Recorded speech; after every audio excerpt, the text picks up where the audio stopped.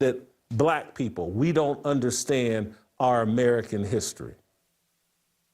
And we think that every day we wake up, we should feel entitled to, oh, we're owed something because, oh my God, the white man enslaved us here in America.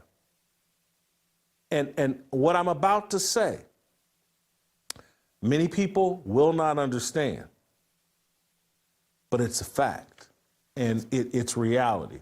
And so I want to play you this clip that the Hodge twins, these are some guys that are really, really politically incorrect. They're funny, they're black. You know who the Hodge twins are. But I saw this clip they put out, and this is them being politically incorrect and, you know, controversially comedic. But they put out a clip of some Africans eating ice for the first time. And they did this as a joke, but there's actually a lesson to be gleaned from this. And people need to, you know, oh, this is offensive. How dare they mock these people? And don't you feel, and they just want to kill everybody with empathy and sympathy rather than with reality. Let's play SOT number 12.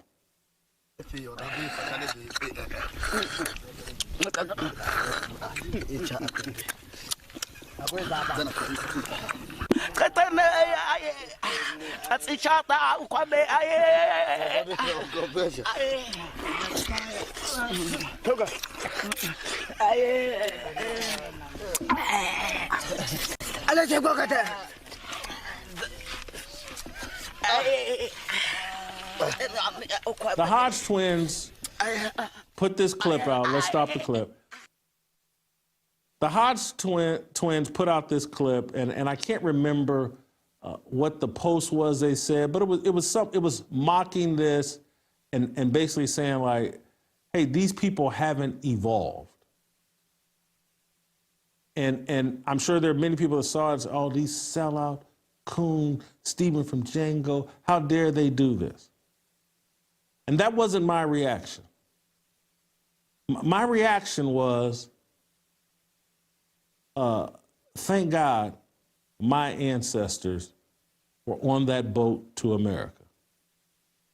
Thank God they endured the suffering so that I could enjoy the benefits of America. Thank God that I was delivered from that continent, that country, that part of the world that hasn't evolved. And I have no shame in saying this, that I feel blessed to be an American citizen.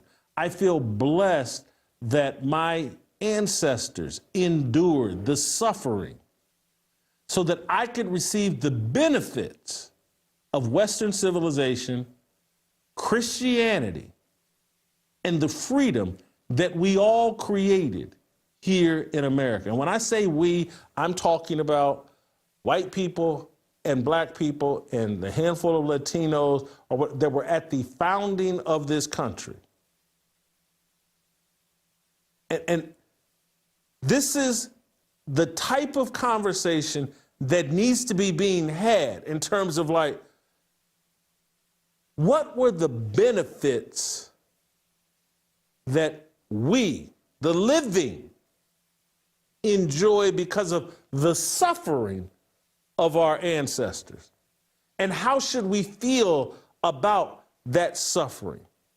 Should we be thankful and gratitude, like, oh my God, what they went through so that I would be a part of a culture, a part of a Christian worldview that promotes evolution, that benefits from human evolution? Or do I need to pretend like, oh, I'm so angry about what they had to go through? I would much rather be somewhere in Africa or in one of these places where American evolution hasn't taken full root and bloom. We can't even have this discussion. And that's why so many people are filled with anger and animus, entitlement, and a lack of gratitude. They have the wrong mindset and they don't understand they're stopping their American evolution by rejecting America, by rejecting Christianity.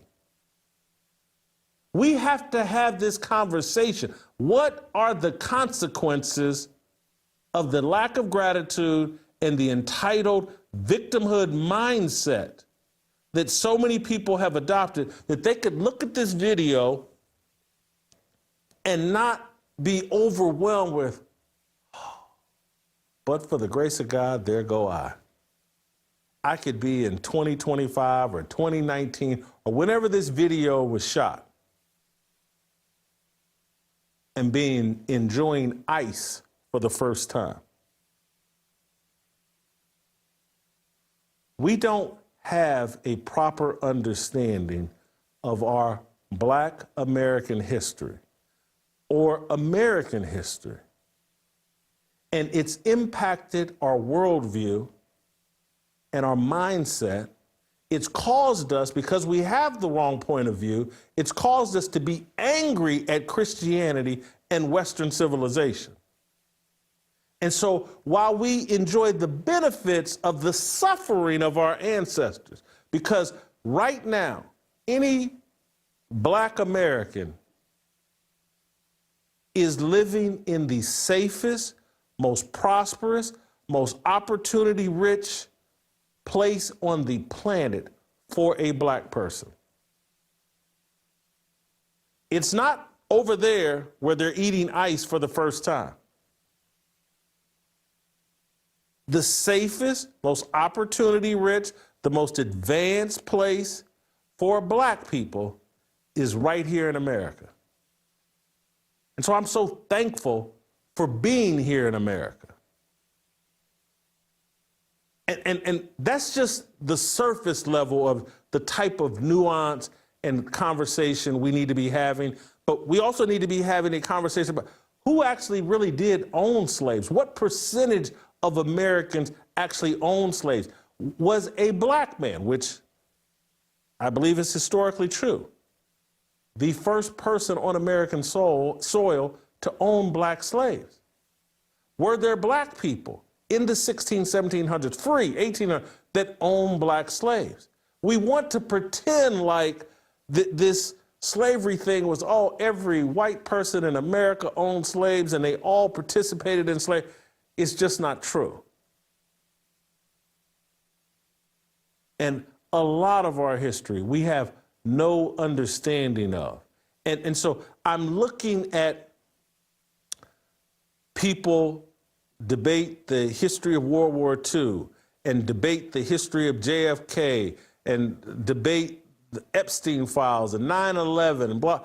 It's all healthy.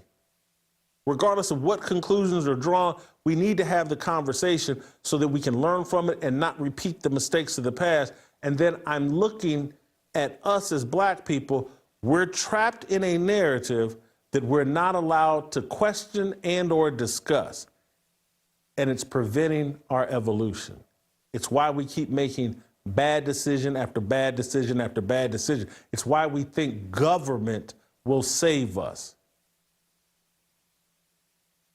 It's why we think the government owes us something rather than, holy cow, if the government would just get out of my way, I will do what men are supposed to do. I will conquer and provide for my family.